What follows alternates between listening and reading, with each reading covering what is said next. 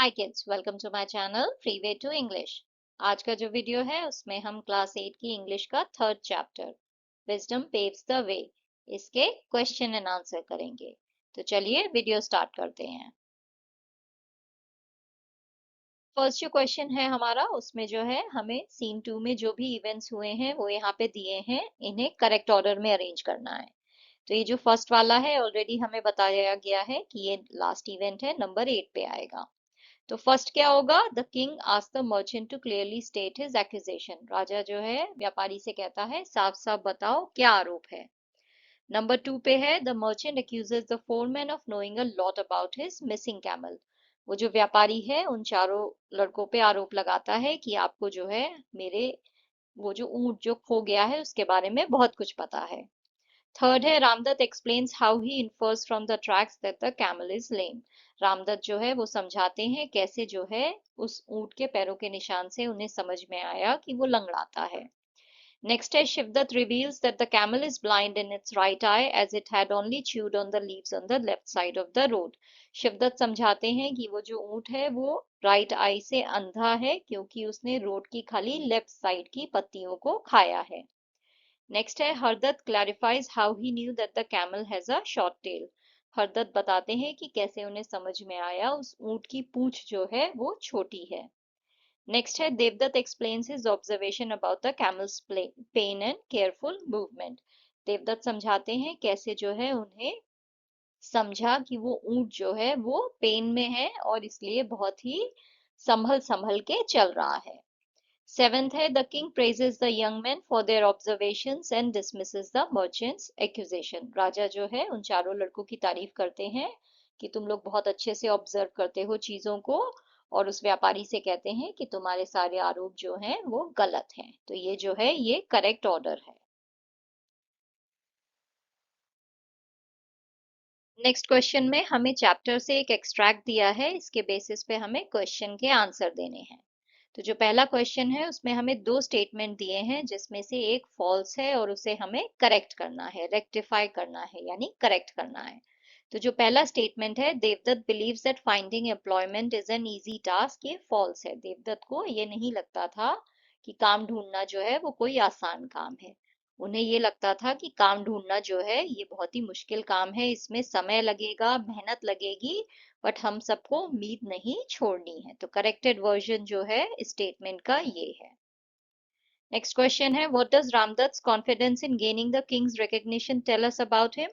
रामदत्त को ये जो यकीन था, ये जो कॉन्फिडेंस था कि राजा जो है अगर एक बार उनसे मिल लिए तो उनके टैलेंट को पहचान जाएंगे, इससे हमें क्या पता चलता है? इससे हमें ये पता चलता है कि रामदत्त जो है पॉजिटिव है, होपफुल है, और वो अपने फ्रेंड्स और अपनी काबिलियत पे बहुत भरोसा करते हैं।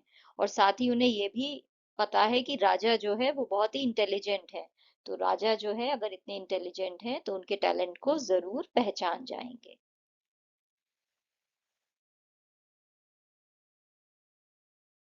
Complete the sentence given below with correct option from those given. In the line, that's why we press on towards Ujjain. The phrase press on refers to. तो यहाँ ये जो लाइन है इसीलिए हमें जो है उज्जैन की तरफ आगे बढ़ना चाहिए। इसमें प्रेस ऑन का मतलब क्या है? तो प्रेस ऑन का मतलब यहाँ पे है आगे बढ़ना दृढ़ निश्चय के साथ, मूविंग फॉरवर्ड विद डिटर्मिनेशन। पूरा कुछ आपने ठान लिया है तो वो सोच के जो है आप आगे बढ़ते जा रहे हो। Hardat says we need to devise a strategy. What can be inferred about Hardat's character from his statement? तो हरदत्त ये जो कहते हैं कि हमें जो है कोई प्लान बनाना पड़ेगा राजा से मिलने के लिए, इससे हमें हरदत्त के कैरेक्टर के बारे में क्या पता चलता है? इन्फर्ड का मतलब है क्या, मतलब आपको इसमें समझ आता है। तो इससे हमें ये समझ में आता है कि हरदत्त जो है वो कॉशियस है, थॉटफुल है, और वो पहले से प्लान करना चाहते हैं चीजों को। ऐसा नहीं है कोई काम तुरंत कर लिया, उन्हें पहले से प्लानिंग पसंद है। नेक्स्ट अगेन जो है हमें एक एक्सट्रैक्ट दिया है, इसके बेसिस पे हमें क्वेश्चन के आंसर देने हैं। तो पहला जो क्वेश्चन है वो है select the option that is true for both assertion and reason. तो यहाँ पे असर्शन जो है उसका मतलब ये होता है कोई बहुत ही कॉन्फिडेंट स्टेटमेंट। आप अगर बोलो कोई चीज आपको अच्छे से पता है, पूरा भरोसा है कि ये सही है, तो आप कोई ऐसा स्टेटमेंट दो तो वो होता है assertion। तो यहाँ पे A जो है वो assertion है और R जो है वो रीजन है। तो आपको बताना है क्या ये दोनों सही है या दोनों में से एक सही है एक गलत है। तो जो भी करेक्ट ऑप्शन है वो आपको बताना है। तो assertion है the merchant left the court feeling humbled and ashamed। वो जो व्यापारी था वो जो है उस दरबार को छोड़ के गया बहुत ही दुखी और बहुत ही शर्मसार होके। तो ये सही है, राइट। वो व्यापारी जो है कोर्ट से ऐसे ही निकला था क्योंकि उसे बहुत ही शर्म आ रही थी कि उसने इतना गलत आरोप लगाया। नाउ रीजन यहाँ पे दिया गया है the king commanded that the four wise men join his court. राजा ने जो है ऑर्डर दिया कि ये चारों लोग जो हैं मेरे कोर्ट को ज्वाइन कर लें। तो ये स्टेटमेंट ही एक तो गलत है। राजा ने कमांड नहीं किया था, उसने ऑफर दिया था कि आप चारों मेरे एडवाइजर बन जाओ। तो यहाँ पे जो सी है कि A is true but R is false, ये करेक्ट है। Number two है complete the following sentence by choosing the correct option. The line see beyond the obvious means that men had the ability to। तो ये जो line है कि जो obvious चीज है जो सामने दिखाई दे रही है उसके भी आगे का ये लोग देख पाते हैं। इससे हमें क्या पता चलता है? इससे हमें ये पता चलता है कि ये जो चार लड़के हैं ये उन चीजों को भी देख लेते हैं जिसे बाकी लोग जो है अनदेखा कर देते हैं। आप और मुझे वो चीज नहीं दिखाई देगी बट इन लोगों को वो दिखाई दे जाएगी। ये इतनी डिटेल में देखते हैं। Complete the following sentence with a suitable reason. Ramdat described the king's offer as an honor we had not dared to dream of because। Ramdatt ने राजा के ऑफर को ये क्यों कहा कि ये तो ऐसा सम्मान है जिसके बारे में हमने सपने में भी नहीं सोचा था।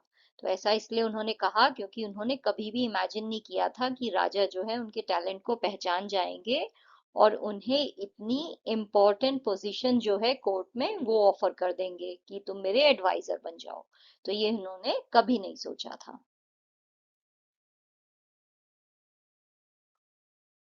How does the king's offer to the foreman reflect his values as a ruler? राजा का जो ऑफर था कि ये चार लोग जो हैं उसके एडवाइजर बन जाएं, इससे जो है हमें राजा कैसा शासक है इसके बारे में हमें क्या पता चलता है? तो हमें ये पता चलता है कि he values intelligence wisdom and fairness. राजा जो है इन चीजों की वैल्यू करते हैं कि इंसान बुद्धिमान होना चाहिए, दिमाग होना चाहिए उसके पास और वो जो है फेयरनेस से डील करे चीजों में, यानी जो है हर चीज को जो है न्याय की दृष्टि से देखे। तो उन्हें ऐसे लोग पसंद हैं। He rewards people for their talents not just their appearance और बैकग्राउंड। वो जो है लोगों को जो है इनाम देते हैं उनके टैलेंट के बल पे कि अगर आप टैलेंटेड हो तो आपको जो है इनाम मिलेगा। ऐसा नहीं है कि आप देखने में अच्छे लग रहे हो या आप बहुत अमीर हो तो आपको रिवॉर्ड मिल जाएगा। He listens carefully before making judgments and treats his people with respect। वो जो है कोई भी जजमेंट देने से पहले हर चीज को जो है ध्यान से सुनते हैं और अपने सारे लोगों को जो है रिस्पेक्ट के साथ ट्रीट करते हैं। Answer the following questions. What does the dusty road leading to Ujjain tells us about the challenges of the young men's journey? तो ये जो लाइन है dusty road leading to Ujjain, इससे हमें ये पता चलता है कि जो रास्ता है एक तो वो लंबा है, टायरिंग है यानी बहुत ही थकान से भरा हुआ है, बहुत ही कष्टप्रद है और अनकंफर्टेबल है, उसमें बहुत कष्ट है। It also shows that they were determined and willing to face hardships to reach their goal. इससे हमें ये भी समझ में आता है कि जो चारों लड़के हैं उन्होंने डिसाइड कर रखा है कि उन्हें उज्जैन पहुंचना है। तो इस गोल को हासिल करने के लिए उन्हें कोई भी मुश्किल आए उसे वो फेस करेंगे बट वो आगे बढ़ेंगे। Why did the merchant become suspicious of the foreman? What does this tell us about him? ये जो व्यापारी है ये इन चार लोगों पे शक क्यों करता है और इससे जो है हमें उसके बारे में क्या पता चलता है? तो वो शक इसलिए करता है क्योंकि ये चारों जो है उसके ऊंट को इतना परफेक्टली डिस्क्राइब करते हैं कि उसे समझ में नहीं आता है कि ये लोग ये कह रहे हैं कि मैंने कभी आपके ऊंट को देखा भी नहीं है, फिर भी इन्हें ऊंट के बारे में सब कुछ पता है। और इससे हमें ये पता चलता है कि जो व्यापारी है वो बहुत ही जल्दी जो है जजमेंट ले लेता है कि ये लोग जो है चोर हैं। वो उन लोगों से ये भी नहीं पूछता है कि तुम लोग जो है मेरे ऊंट के बारे में इतना सब कुछ कैसे जानते हो जब तुमने उसे देखा ही नहीं है। तो वो बिना किसी सवाल जवाब के जो है सीधे इस निष्कर्ष पे पहुंच जाता है कि ये चारों चोर हैं।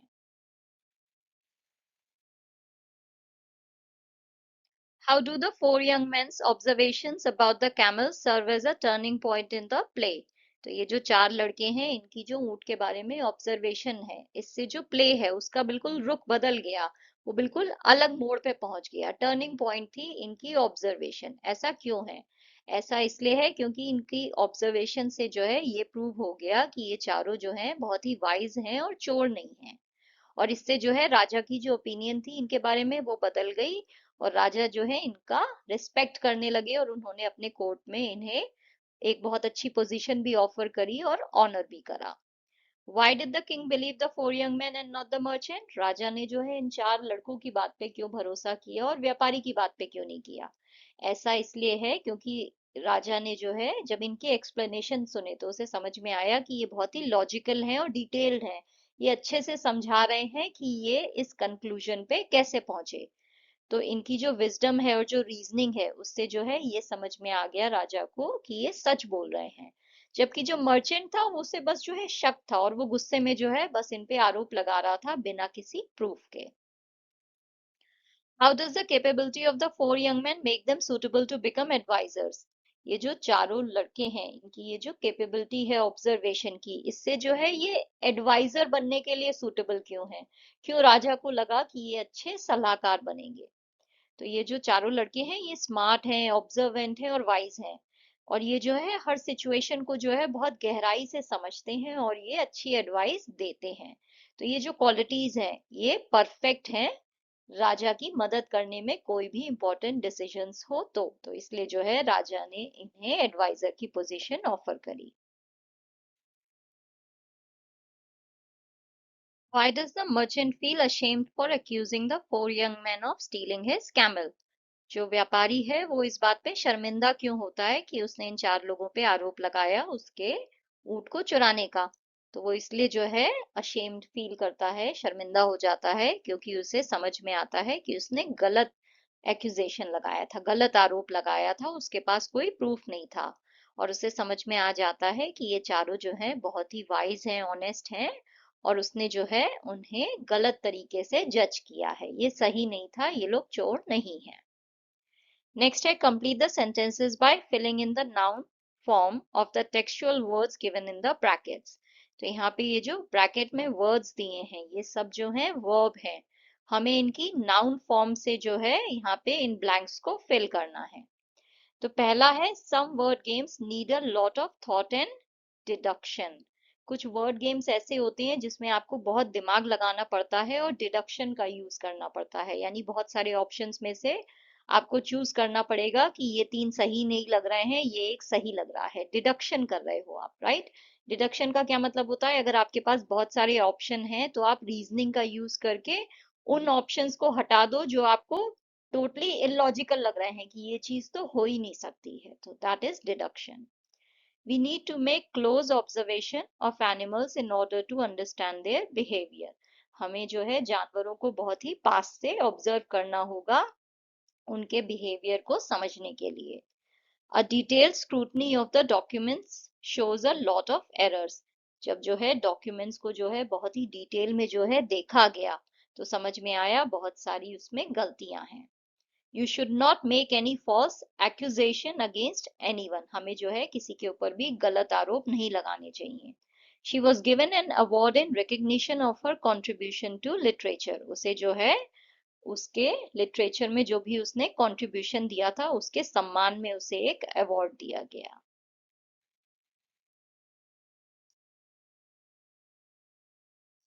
नेक्स्ट क्वेश्चन में कॉलम वन में जो है हमें एक्सप्रेशंस दिए हैं और कॉलम टू में उसके मीनिंग है। हमें करेक्ट मीनिंग के साथ एक्सप्रेशन को मैच करना है। तो पहला है विद ऑल आवर हार्ट्स। इसका मतलब होता है कंप्लीट सिंसियरिटी। अगर आप पूरी सिंसियरिटी के साथ कोई काम करो तो हुआ with all our hearts. To be precise का मतलब होता है exact and accurate. Gain an audience with, इसका मतलब होता है किसी से मिलना या किसी की बात सुनना, मीटिंग और hearing someone. Catch his breath का मतलब होता है टू पॉज और रेस्ट फॉर सम टाइम, कुछ देर के लिए रुकना या रेस्ट करना। इरप्ट्स इन अप्लॉज, इसका मतलब होता है स्टार्ट्स चीयरिंग टुगेदर, सब लोग साथ में जो है ताली बजाना स्टार्ट कर दें। ग्रैंड स्कीम ऑफ थिंग्स का मतलब होता है overall plan of life in a larger context. जब आप पूरी लाइफ की बात करो, एक बड़ी जो है आप पूरी लाइफ की बात कर रहे हो, किसी छोटे इवेंट की नहीं, कि आप इस क्लास में पास हुए या नहीं, आप जो है उस इंटरव्यू में पास हुए या नहीं। नहीं, आप एक इवेंट की नहीं, अगर आप पूरी लाइफ की बात कर रहे हो, एक बड़ी पिक्चर की बात कर रहे हो, तो उसे हम कहते हैं grand scheme of things. Taken aback का मतलब होता है सरप्राइज हो जाना। मोर देन मीट्स द आई का मतलब होता है hidden information that is not obvious. ऐसी चीज जो आपको सामने दिखाई नहीं दे रही है, छुपी हुई जो इंफॉर्मेशन है, वो हुआ मोर than meets the I. Now आपको जो है इसमें से कोई भी 5 एक्सप्रेशंस का यूज करके जो है सेंटेंसेस बनाने हैं।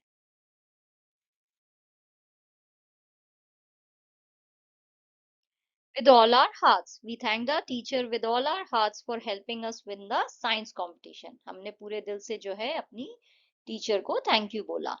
To be precise, the movie starts at 6:45 p.m. To be precise, so don't be late. Movie जो है exactly 6:45 को स्टार्ट हो जाएगी, तो लेट मत होना। Catch his breath. After running 5 rounds of the playground, Rahul stopped to catch his breath. जब जो है राहुल ने प्लेग्राउंड के 5 चक्कर लगा लिए, तो वो रुक गया आराम करने के लिए। Taken aback. I was taken aback when I saw my friends throw a surprise birthday party for me. मैं जो हूँ बिल्कुल हैरान हो गया जब मैंने देखा कि मेरे दोस्तों ने जो है मेरे लिए एक सरप्राइज बर्थडे पार्टी अरेंज की है। More than meets the eye. This mystery seems simple, but I think there is more than meets the eye. ये जो मिस्ट्री है, ये जो कहानी है, सस्पेंस है, ये सिंपल सा लग रहा है, बट मुझे ऐसा लगता है कि इसमें और बहुत बड़ा राज कोई छुपा हुआ है। और नेक्स्ट जो क्वेश्चन है उसमें हमें एक टेबल दी है जिसमें दो वर्ड्स जो हैं वो डिस्क्राइब किए गए हैं, फेस एंड बेयर। नाउ ये जो दोनों वर्ड्स हैं इनके बहुत सारे मीनिंग होते हैं, वर्ड एक है बट इसके बहुत सारे मीनिंग हो सकते हैं। नाउ इन मीनिंग्स को एक्सप्लेन करने के लिए यहाँ पे मीनिंग्स हैं और यहाँ पे सेंटेंसेस हैं। तो हमें करेक्ट मीनिंग को करेक्ट सेंटेंस के साथ मैच करना है, यानी मैच जो है यहाँ पे मीनिंग्स और सेंटेंसेस के बीच में होगा। तो ये सेंटेंस जिस मीनिंग की बात कर रहा है उससे आपको इसे मैच करना है। तो फेस का एक मीनिंग होता है जो हमारा हेड है उसका फ्रंट पार्ट यानी चेहरा, तो वो हुआ फेस। तो उसके लिए सेंटेंस है she has a round smiling face, उसका गोल मुस्कुराता हुआ चेहरा है। फेस का एक मतलब होता है to be positioned with the face और फ्रंट टुवर्ड्स, किसी चीज के जो है सामने खड़े हो जाना, उसे फेस करते हुए, तो उसे कहते हैं फेस। तो इसके लिए है Ravi turn to face his father when he was called, तो जब रवि को बुलाया गया तो वो अपने पिताजी के सामने खड़ा हो गया। नेक्स्ट फेस का मतलब होता है to deal with a difficult task और सिचुएशन, कोई बहुत ही मुश्किल सिचुएशन है, काम है, उसका सामना करना, तो वो भी होता है फेस। तो उसके लिए सेंटेंस है we should be ready to face life challenges, हमें जो है तैयार रहना चाहिए लाइफ में जो भी प्रॉब्लम्स आ रही हैं उनका सामना करने के लिए। फोर्थ जो है फेस का मीनिंग है द फ्रंट और सरफेस ऑफ अ थिंग, कोई भी ऑब्जेक्ट हो उसका जो सरफेस है या फिर उसका जो फ्रंट पार्ट है उसे भी हम कहते हैं फेस। जैसे कि the face of the clock was painted red and blue, जो क्लॉक का फेस था यानी जो फ्रंट पार्ट था वो लाल और नीले रंग से जो है पेंटेड था। नेक्स्ट है बेयर। नाउ बेयर का एक मतलब होता है टॉलरेट यानी कोई चीज बर्दाश्त करना। I can't bear the sound of vehicles honking, मैं जो हूँ बर्दाश्त नहीं कर पा रही हूँ ये गाड़ियों के हॉर्न की आवाज। एक्सेप्ट, बेयर का एक मतलब होता है कोई चीज एक्सेप्ट करना। Riya agree to bear the responsibilities with confidence, Riya ने जो है अग्री किया कि जो भी जिम्मेदारी उसे दी जा रही है उसे जो है वो उठाएगी, उसे बेयर करेगी, जिम्मेदारियों को उठाएगी। बेयर का एक मतलब होता है a large heavy mammal, right, जो हमें जंगल में भालू दिखाई देता है उसे भी बेयर कहते हैं। I spotted a bear on a wildlife safari, मैंने जो है वाइल्ड लाइफ सफारी में एक भालू को देखा। नाउ बेयर का एक मतलब होता है किसी को जन्म देना, प्रोड्यूस करना, गिव बर्थ टू, किसी को जन्म देना, पैदा करना। तो the trees that I planted in my garden took a long time to bear fruit, मैंने जो अपने गार्डन में पेड़ लगाए थे उसमें जो है बहुत टाइम लगा फ्रूट आने में। तो बेयर के ये सारे मीनिंग हैं एंड फेस के ये सारे मीनिंग हैं।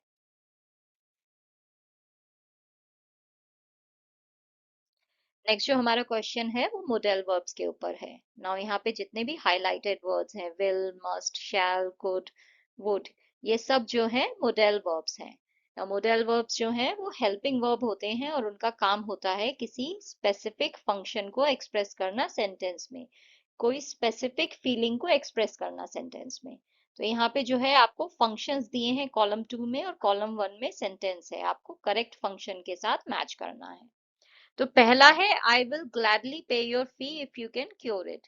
तो यहाँ पे ये जो विल है ये क्या बता रहा है, ये उसकी विलिंगनेस बता रहा है, राइट। वो कह रहा है कि मैं खुशी खुशी तुम्हारी फीस पे कर दूंगा अगर तुम उसे ठीक कर दो। तो यहाँ पे उसकी फीस पे करने की विलिंगनेस हमें समझ में आ रही है कि वो तैयार है ये करने के लिए। You must have stolen it and sold it off, कि तुमने जो है जरूर उसे चुरा लिया होगा और बेच दिया होगा। तो यहाँ पे मस्ट से हमें पता चल रहा है लॉजिकल कंक्लूजन, वो इस लॉजिकल कंक्लूजन पे पहुंच गया है कि जरूर तुमने उसे चुरा के बेच दिया है। You shall come with me to face the king, यहाँ पे शैल जो है वो कमांड है, वो उसे ऑर्डर करते हुए कह रहा है, राइट, उन सबको कि चलो मेरे साथ और राजा से मिलो। How could you possibly know that, यहाँ पे कुड जो है वो चैलेंज है कि तुम्हें ये बात कैसे पता हो सकती है, राइट। तुम्हारी नॉलेज को मैं चैलेंज कर रहा हूँ, बट यहाँ पे मुझे एक कंफ्यूजन है, मुझे लगता है ये एक्सप्रेशन ऑफ डिसबिलीफ भी हो सकता है। तो आप अपनी टीचर से चेक करिएगा कि ये नंबर 4 के लिए चैलेंज है या फिर एक्सप्रेशन ऑफ डिसबिलीफ है। मुझे इसमें कंफ्यूजन है, मुझे लगता है कि वो हैरान भी हो सकता है, राइट, उसे यकीन नहीं हो रहा है इसलिए वो कह रहा है कि तुम्हें ये बात कैसे पता हो सकती है। I'm confident he would recognize our talents and appoint us to his service. मुझे पूरा यकीन है कि वो हमारे टैलेंट को पहचान जाएंगे और हमें जॉब देंगे। तो यहाँ पे would जो है प्रेडिक्शन है, राइट, वो प्रेडिक्ट कर रहा है कि वो हमें पहचान के काम दे देंगे। A camel with a long tail would have fended off these pests with ease. यहाँ पे would जो है वो इमेजिनेशन है, हाइपोथेटिकल पॉसिबिलिटी है, राइट। वो हाइपोथेटिकली ये सोच रहा है कि अगर किसी की लंबी पूंछ होगी तो वो मच्छरों को उड़ा देगा। तो ये जो है एक हाइपोथेटिकल पॉसिबिलिटी है, उसने दिमाग में ये पॉसिबिलिटी बनाई है, सोची है, ऐसा जरूरी नहीं है हो, कोई सच नहीं है ये एक हाइपोथेटिकल सिचुएशन है, राइट। हो भी सकता है, नहीं भी हो सकता है। They may tell us more than meets the eye, तो इससे हमें मे से जो है हमें पॉसिबिलिटी पता चल रही है, राइट, कि हो भी सकता है नहीं भी हो सकता है। May your wisdom shine upon Ujjain and guide us to prosperity. तो यहाँ पे मे जो है विश या होप के लिए यूज हुआ है, राइट। यहाँ पे मे योर विजडम, भगवान करे कि तुम्हारी जो दिमाग है उससे जो है उज्जैन जो है वो और आगे तरक्की करे। Indeed we ought to be united in this hope. ought का यूज हम हमेशा मॉरल ऑब्लिगेशन या एडवाइस के लिए करते हैं, जब भी कोई चीज जो है आपको मॉरली करनी है, जैसे कि मैं कहूँ you ought to throw your trash in the dustbin, तो ये आपका मॉरल ऑब्लिगेशन है, नैतिक जिम्मेदारी है, राइट, ये आपको करना चाहिए। तो ought का यूज जहां भी हो हमेशा एक ही उसका फंक्शन होगा, moral obligation. We need to devise a strategy, need यहाँ पे नेसेसिटी के लिए हुई है कि हमें जो है ये करना पड़ेगा, ये जरूरी है। You speak of my camel as if it stood before you yet you dare to claim not to have seen it. तुम जो है मेरे कैमल के बारे में ऐसे बातें कर रहे हो जैसे वो तुम्हारे सामने ही खड़ा था, फिर भी तुम कह रहे हो कि तुमने उसे नहीं देखा है। तो यहाँ पे अगेन मुझे लगता है कि ये चैलेंज होना चाहिए, ना कि एक्सप्रेशन ऑफ डिसबिलीफ। तो जो है आप अपनी टीचर से जरूर चेक करके जो है मुझे बताइएगा कि ये जो है 11 एंड नंबर 4 जो है इसमें करेक्ट कौन सा फंक्शन होगा।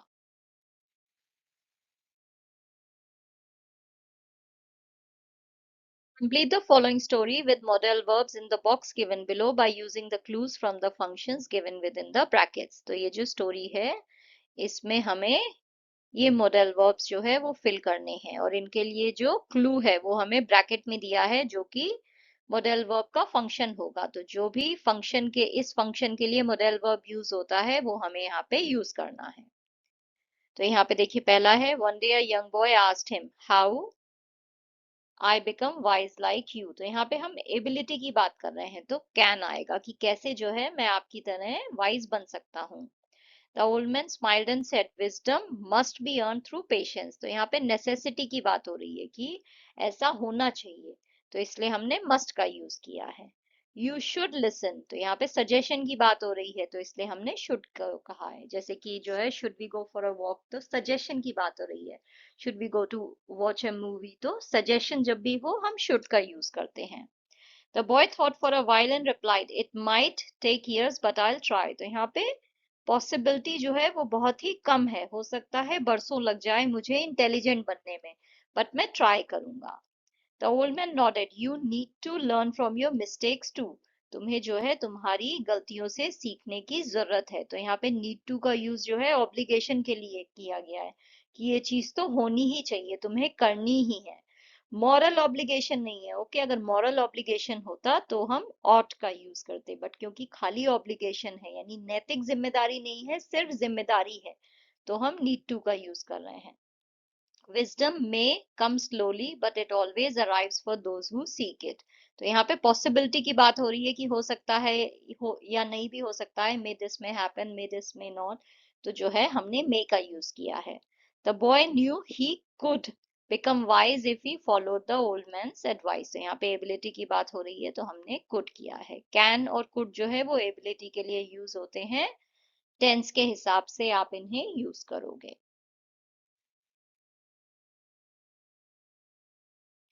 Rewrite the following sentences using appropriate modal verbs. You may take clues from the highlighted words. One example has been done for you. It is advisable for you to think before you speak. तो यहाँ पे इन words को हमें दोबारा लिखना है modal verbs का use करते हुए। नाउ ये जो वर्ड है एडवाइजेबल, इसे हमें रिप्लेस करना होगा। तो इस फंक्शन के लिए जो भी मॉडल वर्ब यूज होता है वो हम यहाँ पे यूज करेंगे। तो एडवाइस के लिए हम शुड कर सकते हैं, you should think before you speak. तुम्हें जो है बोलने से पहले सोचना चाहिए। It is unnecessary to worry about things beyond your control. तो जो है ये जरूरी नहीं है कि आप उन चीजों के लिए परेशान हो जो आपके कंट्रोल में नहीं है। तो अननेसेसरी की जगह हम कर सकते हैं need not, you need not worry about things beyond your control. It is not possible for a person to gain experience without taking risk. तो इसे हम कह सकते हैं a person can not gain experience without taking risk. It is essential to treat others with kindness even when they disagree with you. तो इसे हम कर सकते हैं you must treat others with kindness even when they disagree with you। क्योंकि essential की बात हो रही है इसलिए जो है हमने must का यूज किया है, कोई चीज जो है वो करना जरूरी है। It is not allowed to interrupt when someone else is speaking। तो जो है not allowed है इसलिए हम करेंगे must not, की ये चीज नहीं करनी है। You must not interrupt when someone else is speaking। यहाँ पे देखिए मैंने एक लिस्ट पेस्ट की है कॉमन मॉडल वर्ब्स की, उनके क्या फंक्शन है इन एग्जाम्पल सेंटेंस। कैन का यूज होता है एबिलिटी बताने के लिए कि कोई चीज आप कर सकते हो। She can swim very fast, वो बहुत तेज जो है तैर सकती है। परमिशन के लिए होता है can I borrow your pen. Possibility के लिए होता है it can be dangerous at night, रात में खतरनाक हो सकता है। कुड का यूज होता है पास्ट की एबिलिटी बताने के लिए, he could play the piano when he was 5, जब वो 5 साल का था तब वो पियानो बजा सकता था। पोलाइट रिक्वेस्ट के लिए कुड का यूज करते हैं could you help me with my homework. Possibility के लिए कुड का यूज करते हैं इट कुड रेन टुमारो। मे का यूज होता है परमिशन के लिए, फॉर्मल परमिशन होती है तो मे का यूज करते हैं मे आई कम इन। पॉसिबिलिटी के लिए मे का यूज होता है we may visit the museum today, हम जा सकते हैं। माइट का यूज होता है बहुत ही वीक पॉसिबिलिटी के लिए कि इस चीज के होने के चांसेस बहुत ही कम हैं। She might be at home, हो सकता है वो घर पे हो बट बहुत कम चांसेस हैं। मस्ट का यूज होता है स्ट्रॉन्ग ऑब्लिगेशन या नेसेसिटी के लिए, you must where your seat belt, तुम्हें सीट बेल्ट पहननी है, ये जरूरी है, ये करना ही है। तो स्ट्रॉन्ग ऑब्लिगेशन या नेसेसिटी के लिए मस्ट का यूज होता है। स्ट्रॉन्ग सर्टेनिटी के लिए मस्ट का होता है he must be tired after working all day, अब पूरा दिन काम किया है तो थका तो होगा ही, राइट, ये पक्का है। फॉर्मल ऑफर या सजेशन के लिए भी शैल का यूज होता है, shall we begin the meeting. Formal future action के लिए शैल का यूज होता है I shall return by evening, मैं शाम तक आ जाऊंगा। शुड का यूज होता है एडवाइस के लिए, you should drink plenty of water. Moral duty के लिए जो है शुड का यूज होता है we should help the needy. Now यहाँ पे आप ought to का यूज करोगे तो ज्यादा बेटर है। मॉरल ऑब्लिगेशन या ड्यूटी के लिए हमेशा ought to का यूज करना बेस्ट होता है। तो यहाँ पे आप कह सकते हो we ought to help the needy। Probability के लिए शुड का यूज होता है the train should arrive at 5 PM, 5 बजे तक आ जाएगी, प्रोबेबिलिटी है। विल का यूज होता है फ्यूचर इंटेंशन के लिए। I will call you tomorrow, कल कॉल करूंगा, तो मैं आपको फ्यूचर की इंटेंशन बता रहा हूँ कि फ्यूचर में मैं ये करूंगा। प्रॉमिस के लिए विल का यूज होता है, I will always support you. Strong prediction होता है तो आप विल का यूज करते हो, इट विल रेन टुनाइट, आज बारिश होगी। वुड का यूज होता है पोलाइट रिक्वेस्ट के लिए, would you like some tea. Past का कोई हैबिट हो उसके लिए वुड का होता है, he would play outside every evening. कोई इमेजिनरी सिचुएशन है यानी हाइपोथेटिकल सिचुएशन है तो हम वुड का यूज करते हैं, I would travel the world if I von a lottery. अगर मेरी लॉटरी लग गई तो मैं दुनिया घूमूंगा, तो हाइपोथेटिकल सिचुएशन है। नेसेसिटी के लिए नीड टू का यूज होता है, you need to finish your homework today. ought to का यूज होता है मॉरल ऑब्लिगेशन के लिए, we ought to respect your elders, we ought to follow the rules। have to का यूज होता है एक्सटर्नल ऑब्लिगेशन के लिए, I have to attend school daily।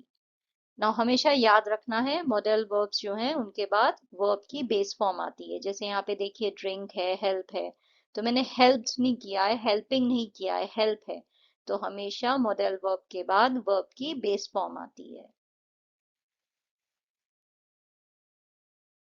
Next हमारी लिसनिंग एक्टिविटी है, तो यहाँ पे जो है हमें ट्रांसक्रिप्ट जो है पेज 42 पे दी हुई है। इसमें जो है 4 स्पीकर बात कर रहे हैं ना। यहाँ पे आपको स्टेटमेंट्स दिए हैं 6 और आपको बताना है किस स्पीकर ने कौन सा स्टेटमेंट कहा है। तो 2 स्टेटमेंट्स जो हैं वो यहाँ पे बेकार हैं, उनकी आपको जरूरत नहीं है, तो खाली 4 स्टेटमेंट्स में आपको लिखना है किसने कौन सा कहा है। तो देखिए जो पहला वाला है, witty characters prove that cleverness is as powerful as strength. तो यहाँ पे स्पीकर 2 देखिए, वो यहाँ पे कह रहा है just as powerful as strength, तो यहाँ पे आ जाएगा स्पीकर 2। जो थर्ड स्टेटमेंट है, witty characters in a story keep the reader involved. तो यहाँ पे देखिए स्पीकर 4 जो है वो यहाँ पे कह रहा है कि जो है keeps the reader engaged, right, engaged and involved का मतलब सेम होता है, तो यहाँ पे आ गया है स्पीकर 4। नेक्स्ट है witty characters teach me that tricky situations can be managed calmly. तो यहाँ पे अगर हम स्पीकर 3 का देखें तो वो क्या कह रहा है, स्टे काम इन ट्रिकी सिचुएशंस, तो यहाँ पे आ जाएगा स्पीकर 3। तो आपको थोड़ा अगर आप वर्ड्स पे ध्यान दो, देखो कौन से वर्ड्स कहाँ पे यूज हुए हैं, तो आपको समझ में आ जाएगा किस स्पीकर ने कौन सा स्टेटमेंट कहा है।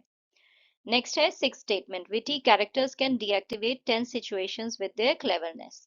तो अगर आप फर्स्ट स्टेटमेंट देखो तो यहाँ पे देखिए लिखा हुआ है they always have a clever response, तो यहाँ पे स्पीकर 1 आ जाएगा। आप देखो कि ये जो वर्ड्स यहाँ पे यूज हुए हैं इन स्टेटमेंट्स में, ये आपको इधर की साइड कहाँ पे दिखाई दे रहे हैं। थोड़ा बहुत मीनिंग भी समझो, बट अगर आपको वर्ड्स मिल जाएं तो ये ढूंढना आसान हो जाएगा।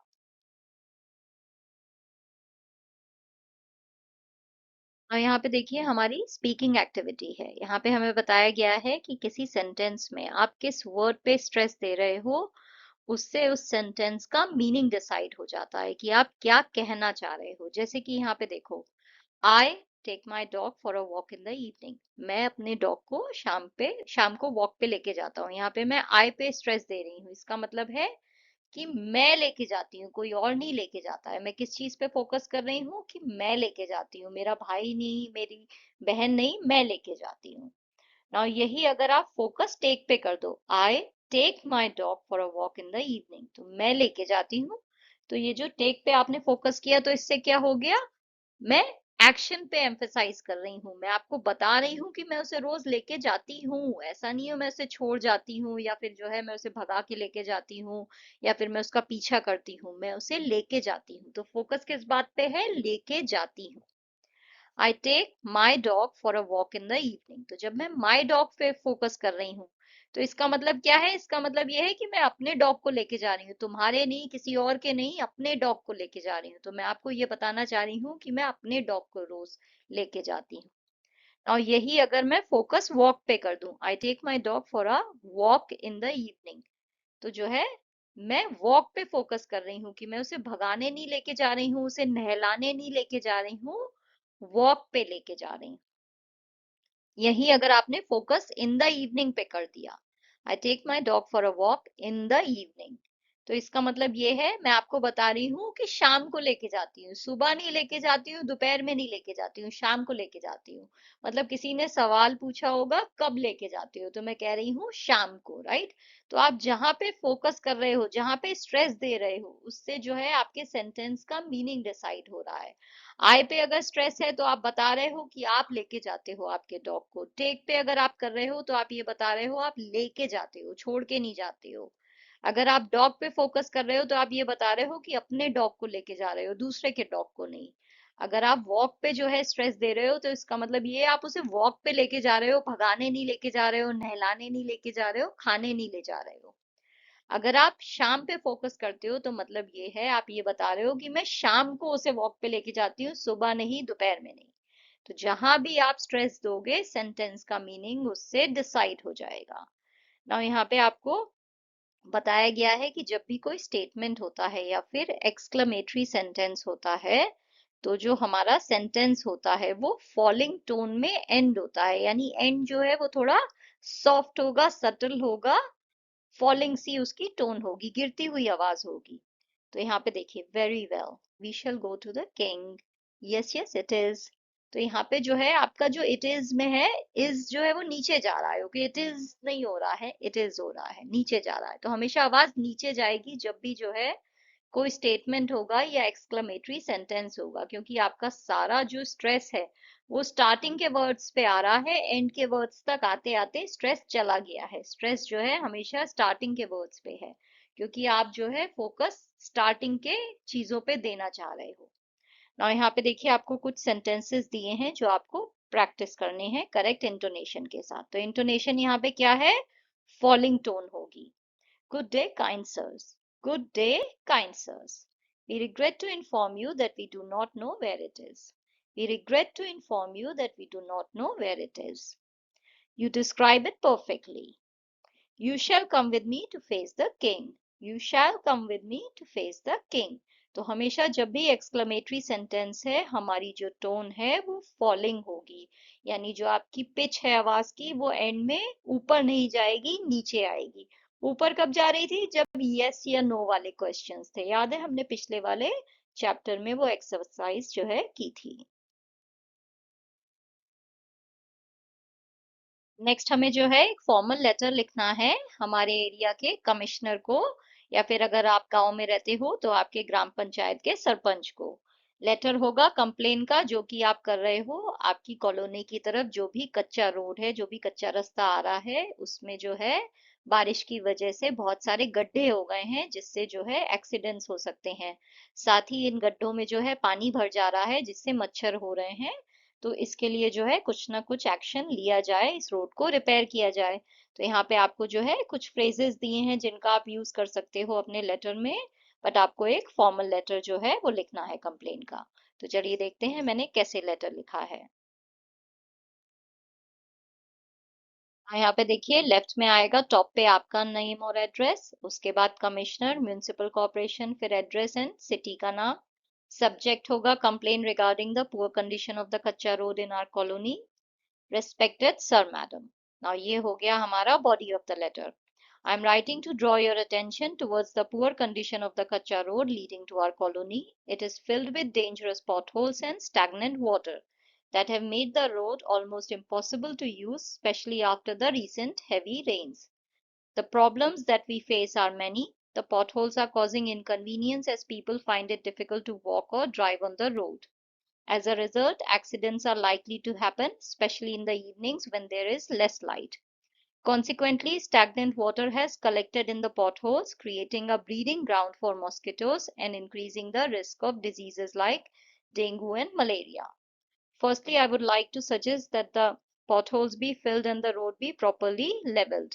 Secondly, the stagnant water should be cleared immediately and steps taken to prevent waterlogging in the future. I request you to look into this matter and take the necessary action at the earliest. I look forward to your prompt response and a safer colony for all of us.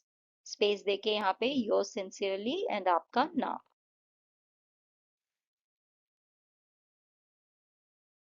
Next है आपकी play की activity. Now आपको बताया गया है कि एक play जो है वो कैसे आप एक्ट करोगे।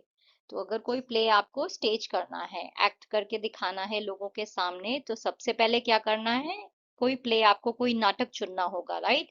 जो भी आपकी थीम है, जितना भी टाइम आपके हिसाब आपके पास है परफॉर्म करने के लिए, जितने भी एक्टर्स हैं, इन सब चीजों को ध्यान में रखते हुए आपको कोई प्ले जो है वो चुनना होगा। उसके बाद आपको कोई डायरेक्टर चुनना होगा, कोई स्टेज मैनेजर होगा, कोई लाइट एंड साउंड को देखेगा, किसी का काम होगा प्रॉप्स देखना, राइट। मतलब आपके स्टेज पे क्या क्या चीजें चाहिए, कहीं पेड़ का डिजाइन होना चाहिए, कहीं घर होना चाहिए, सड़क के पीछे उज्जैन दिख रहा है, राइट, आपके प्ले में। तो इस टाइप से जो भी प्रॉप्स आपको चाहिए, जो भी आपको पर्दे लगाने हैं, चेयर्स लगानी है, कुर्सियां लगानी है, वो सारे जो प्रॉप्स हैं उनके लिए कोई एक जो है जिम्मेदार होगा। कोई कॉस्ट्यूम डिजाइनर होगा कि सब लोग क्या कपड़े पहनेंगे, जो भी उनका कैरेक्टर है उसके हिसाब से। मेकअप आर्टिस्ट होंगे। उसके बाद जो है आप एक्टर्स के ऑडिशंस लोगे, राइट, सबको चेक करोगे भाई कि तुम ये रोल कर सकते हो या नहीं, उनको आप बोलोगे डायलॉग्स पढ़ के बताएं।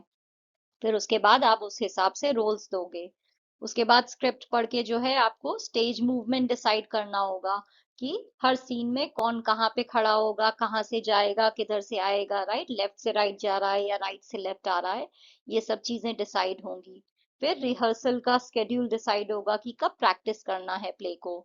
उसके बाद जो है आपको सेट डिजाइन पे काम करना होगा, और जितने भी प्रॉप्स चाहिए वो सब इकट्ठे करने होंगे, राइट, कि आपका सेट कैसा होगा। गांव का सीन है तो पीछे कैसा बैकड्रॉप चाहिए, कैसा सीन हमें दिखाना है, क्या क्या हमें स्टेज पे चीजें चाहिए होंगी। उसके बाद कॉस्ट्यूम्स आप तैयार करोगे, मेकअप और हेयर स्टाइल डिसाइड होगा, लाइट एंड साउंड अरेंजमेंट देखेंगे, राइट, कि सब अच्छे से दिखाई दे रहे हैं या नहीं, स्टेज पे अंधेरा नहीं होना चाहिए, साउंड कैसा है, कोई म्यूजिक डालना है या नहीं। उसके बाद ड्रेस रिहर्सल होगी, जिसमें सब लोग जो है प्रॉपर ड्रेस पहन के जो है स्टेज पे परफॉर्म करेंगे। एंड उसके बाद जो है आप इवेंट को प्रमोट करोगे, राइट, आप पोस्टर्स वगैरह बनाओगे, पैम्पलेट्स बनाओगे, स्कूल में अपनी सोसाइटी में सबको बताओगे कि हम ये प्ले कर रहे हैं इस दिन को, आप लोग सब लोग आके देखो। एंड इसके बाद जो है आप बैक स्टेज सब चीजें तैयार करोगे कि ये प्रॉप जो है, हर चीज को नाम देना है, राइट, कॉस्ट्यूम्स किसकी हैं, कौन कौन एक्टर्स हैं, कौन क्या चीज यूज करने वाला है, कौन सी चीज कहाँ पे रखने वाली है, अगर ये राइट साइड का पेड़ है तो लेफ्ट साइड पे नहीं जाएगा।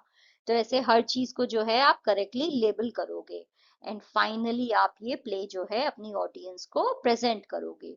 तो ऐसे जो है आपको ये पूरा प्ले तैयार करना है। एंड ये जो अभी हमने प्ले इस चैप्टर में पढ़ा, विजडम पेव्स द वे, ये आपको सबके सामने परफॉर्म करके दिखाना है। एंड याद रखना है, जब भी आप कोई डायलॉग बोलो तो आपको करेक्ट इंटोनेशन और सेंटेंस स्ट्रेस का यूज करना है, यानी जो भी वॉइस का उतार चढ़ाव है सेंटेंस में, जहाँ पे स्ट्रेस होना चाहिए जिस वर्ड पे, वहीं पे देना है। तो ये सारी चीजों का हमेशा ध्यान रखना है, ओके, क्योंकि हम एक प्ले कर रहे हैं, राइट, नाटक कर रहे हैं। लोगों को सुन के समझ में आना चाहिए कि डायलॉग का मतलब क्या है। सही मतलब निकालने के लिए जरूरी है कि आप correct intonation and sentence stress का यूज करो। नेक्स्ट आपको बोला गया है कि लाइब्रेरी में जाके इन सारे कैरेक्टर्स की स्टोरीज पढ़नी है। Vikram Betaal, Tenali Rama, Panchatantra tales, Gopal the jester, ये सारी स्टोरीज जो हैं आपको ढूंढ के पढ़नी है। जेस्टर का मतलब होता है रॉयल कोर्ट में जिसका भी काम होता है लोगों को हंसाना, जो कोर्ट को एंटरटेन करने का काम करता है, उसे जेस्टर कहते हैं। तो ये सारे बहुत ही फेमस कैरेक्टर्स हैं, आप जरूर इनकी स्टोरीज पढ़िएगा। विक्रम बेताल पे तो एक टीवी शो भी बना था, इन तेनालीरामन पे भी है, जरूर पढ़िएगा, बहुत ही इंटरेस्टिंग स्टोरीज हैं। That's all for today, kids. If you enjoyed this lesson, don't forget to like, share, and subscribe to the channel. See you in the next video. Until then, stay smart, stay curious, and stay strong. Bye.